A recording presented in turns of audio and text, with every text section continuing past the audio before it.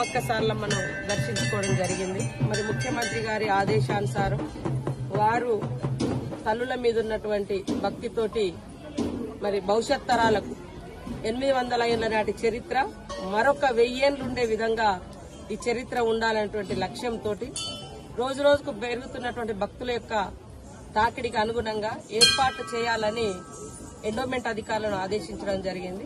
ఈసారి దాదాపుగా ఇప్పటికే ఒక 50 కోట్ల వరకు ఇక్కడ వర్కులు అవుతున్నాయి. ఆల్రెడీ జంపన్న వాగు కాలువపల్లి నుంచి ఊరటం దాకా 8 కోట్లతోటి ఇవన్నీ రోడ్లు అవుతున్నాయి. అవి కాక ఇంకొక 150 కోట్ల ఐటీడీఏ ద్వారా ఈ 5-10 రోజులలో తొందరలోనే జీవో వస్తుంది. మంచి వాస్తు, మా ఆదివాసీ సాంప్రదాయాలు, పూజార్ల ఆలోచనలు, వాళ్ళ విశ్వాసాలను దృష్టిలో పెట్టుకునే ఇక్కడ రేపు జరగబోయేటువంటి నిర్మాణాలు గాని మార్పులు చేర్పులు గాని అవన్నీ దృష్టిలో పెట్టుకునే చేస్తాము. ఈ యొక్క తల్లుల యొక్క గొప్పతనాన్ని ఇంకా కొన్ని దేశాలకు తెలిసే విధంగా చాటుదాం. అందరి ఆలోచనలతోటి ఈ యొక్క ప్రాంగణాన్ని, ఈ యొక్క గొప్ప ప్రాంతాన్ని మరింత గొప్పగా, మరింత ఉన్నతంగా తీర్చిదిద్దే విధంగా కృషి చేద్దామని తెలియజేస్తాము. అందరికీ నమస్కారం.